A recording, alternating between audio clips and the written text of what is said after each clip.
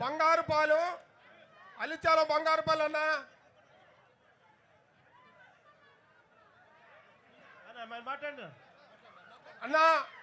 ఇక్కడ నా పేరు రంగయ్య. మా మత్స్యకారు సంస్థన సుమారు మేము నాకు తెలిసినంత వరకు ఈ ఫిషింగ్ హార్బర్కి రాకముందు మేము పడ్డ కష్టాలు సముద్రంలో తెప్పలో పోయి 10 కిలోలు 20 కిలోలు తీసుకొచ్చి మేము ఇక్కడ అమ్ముకోవటానికి అవకాశం లేకుండా మేమే తీసుకుపోయి పల్లెటూళ్ళు అమ్ముకుంటే ఇక్కడ 10 రూపాయలు 20 రూపాయలు ఉండేది, అడగపోతే 20, 30, 40 వచ్చేదన్న. ఇప్పుడు మనకి మన హార్బర్ జోలుదిన్న హార్బరు మీ దయ వల్ల ఇక్కడ కట్టిన దానికి ఎంతో సంతోషపడుతున్నామన్న.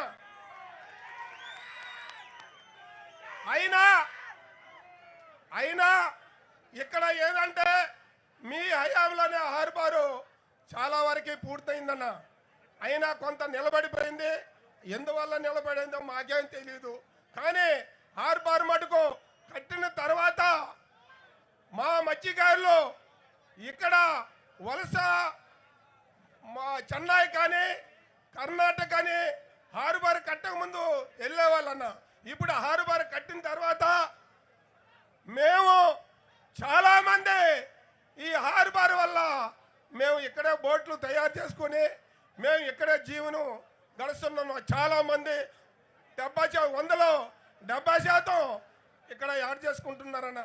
బాగానే ఉంది, సంతోషపడ్డాం.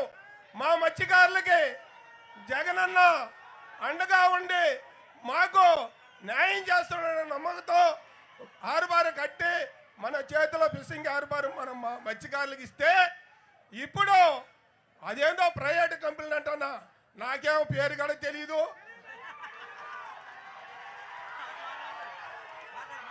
వాళ్ళందరికీ దోచిపెట్టే కార్యక్రమం చేస్తా ఉన్నారు. నేను సంతోషపడుతున్నాను. కానీ ఆ కంపెనీ ఏ కంపెనీ అయినా సరే హార్బర్ మా మత్స్యకారులు కట్టిన హార్బర్ మాకే కావాలి.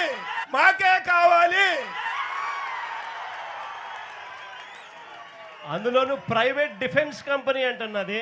ప్రైవేట్ కంపెనీలో కూడా డిఫెన్స్ కంపెనీ అంట. అంటే దాని అర్థం ఏంటంటే ఇక పూర్తిగా రిస్ట్రిక్షన్స్ పెడతారనమాట. అంటే మన హార్బర్లోకి మనం రావాలన్నా కూడా చెక్ పోస్టులు, కర్ఫ్యూలు, పాస్పోర్ట్లు ఇవన్నీ మనం పెట్టుకుంటే తప్ప నుంచి మనం మన హార్బర్లోకి కూడా మనం రాకూడదట. అదే అన్న, ఏంటంటే ఆ విషయాలన్నీ మాకు తెలీదు. మాకు కట్టిన హార్బర్ ఏ కంపెనీ ఉండకూడదు. అలాంటి కంపెనీ ఉంటే మేము హార్బర్లో పోయి యాడ చేయడానికి అవకాశం ఉండదన్న. ఆ కంపెనీలు తీసేసి మా హార్బర్ మా మత్స్యకారులకి మీ తరపున చంద్రబాబు నాయుడు ముఖ్యమంత్రిగా ఉన్నారు, ఆయనకి చెప్పి అది ఆపి మీ తరపున మా మత్స్యకారులకి మా హార్బర్ మాకే ఉండేలాగా చెయ్యన్న. ఇదే నాకు కావాల్సిందన్న. ఈ కంపెనీ డిఫెన్స్ కంపెనీకి కావాలి అని అంటే పక్కన పోర్టు ఉంది, కృష్ణపట్నం పోర్టు.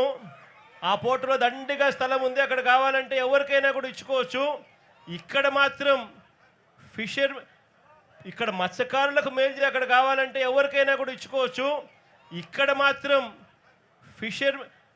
ఇక్కడ మత్స్యకారులకు మేలు జరిగించే దానికోసం 300 కోట్ల రూపాయలతో ఇక్కడ ఫిషింగ్ హార్బర్ పెట్టి ఈ ప్రాంత ప్రజలందరికీ కూడా మంచి జరగాలని చెప్పి ఆరాటపడిన పరిస్థితుల్లో వీళ్ళకు మంచి జరిగించకుండా ఇక్కడే వీళ్ళకు నష్టం చేస్తూ పెట్టడం అన్నది దుర్మార్గం అని చెప్పి కూడా ఈ సందర్భంగా చంద్రబాబు నాయుడు గారికి ఇక్కడి నుంచి మనందరి ఆవేదన కూడా తెలియజెప్పే కార్యక్రమం కూడా చేస్తాం. అదే అన్నా, మరే ఇంకొకటి కోరిక అంటే ఇంకా చాలా మంది మా మత్స్యకారులు మాట్లాడే వాళ్ళు ఉన్నారు, మాట్లాడతారు. ఈ సమస్య మాకు మటుకు ఆ కంపెనీ వద్దు, మా పోర్టు మాకు ఫిషింగ్ హార్బర్కు మా మత్స్యకారులు కడితే మాకే కావాలి. కానీ ఒకటన్నా ఇక్కడ కడలూరు బోట్ల గురించి కొన్ని సమస్యలు ఉన్నాయి. కడలూరు బోట్లు గతం 20 సంవత్సరాల నుంచి మనం ఎంతో మంది అటు నాన్నగారు ఉన్నప్పుడైనా సరే, ఇప్పుడు చంద్రబాబు నాయుడు ఉన్నప్పుడైనా సరే మేము తెలియపరుచున్నాం అన్న.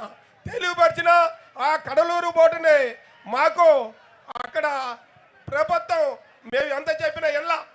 కానీ ఇప్పుడు మీరు వచ్చిన కానీ ఫిషింగ్ హార్బర్ ఇక్కడ కట్టినప్పుడు మా మత్స్యకారుల్ని బాధలు ఆ కడలూరు బోట్లు ఎట్టా పట్టుకోవాలి అనే ఆలోచనతో కష్టపడి మా మత్స్యకారులు మన జీవనం పోతుంది, మన వలలు పోతున్నాయి, మన రక్తం వలలో తెంపేస్తున్నారు.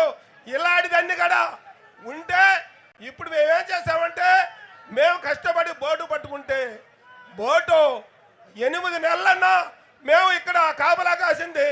8 నెలల కాపలా కాస్తే ఒక్కరకాడ ప్రభుత్వం మా కంటెత్తి చూపిన వాళ్ళు లేరు, మాకు ఏంది మీ బాధ అడిగిన వాళ్ళు లేరు. కానీ మేము ఎట్టో కాపలా పెట్టో చేసో ఏడా బోటు మేము కట్టి పెట్టుంటే మాకు పరిష్కారం చేయకుండా ప్రభుత్వం పరిష్కారం చేయకుండా మా నెల్లచ్చి చేసి ఏ రూపమో ఆ 4 బోట్లు వెళ్ళిపోయిందన్న. ఏ రూపం వెళ్ళిపోయిందో మాకు తెలీదు. కానీ మేము కాపలాకి పెట్టుండవు. ఆ కాపలా వాళ్ళ ద్వారా పోయిందో లేకపోతే ఏరే వాళ్ళ ద్వారా పోయిందో నాకేం తెలీదు. కానీ ఎవరిని కూడా అరెస్ట్ చేయలేదు ఇంతవరకు. ఎవరిని అరెస్ట్ చేయలేదన్న. ఇంతవరకు బోట్లు ఎత్తకపోయినా కూడా అరెస్ట్ చేయలేదు. ఎఫ్ఐఆర్ కట్టినారు, బోట్లు సీజ్ చేసినారు. బోట్లు ఇక్కడే మన దగ్గరే ఉన్నాయి. బోట్లు మన కళ్ళ ముందరనే వీళ్ళంతా లాలూచిపడి బోట్లు సీజ్ చేసిన బోట్లు, ఎఫ్ఐఆర్ కట్టిన బోట్లు తీసుకొని పోయినా కూడా ఏ ఒక్కరిని కూడా అరెస్ట్ చేయలేదు. అన్న మాకు శాశ్వత పరిష్కారం ఏదంటే ఆ కడలూరు బోట్లు మాకు రాకుండా ఆపితే మేము ఇక్కడ బతకగలము. లేకపోతే